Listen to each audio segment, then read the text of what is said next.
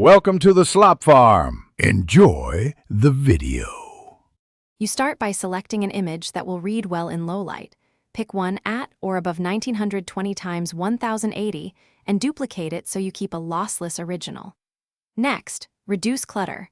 Isolate the subject or crop to a strong focal area so shadows behave predictably.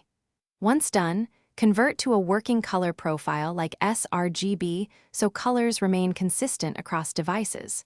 Make sure to back up the duplicate because every darkening pass should be non-destructive and reversible. You now move into precise tonal work. Lower exposure between 0, 3, and 1. 0 EV to achieve a darker baseline, then raise contrast selectively so edges pop without crushing details. Use curves or levels and protect highlights with a mask. This preserves readable UI areas on phones and desktops. Once done, paint masks at 30–70% opacity to soften transitions where the image meets interface elements, and make sure skin tones and text areas remain legible. You finish by creating multiple exports, a full dark, a subtle dark, and a blurred dimmed option for lock screens so you can pick per context. Then test the files on your phone, tablet, and desktop to confirm icons and widgets remain visible.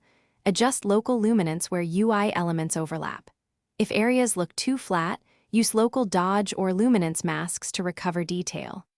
One tip: if colors shift, convert back to sRGB before export and recheck. That fixes most display mismatches. Thanks for watching. Consider subscribing if we helped you today.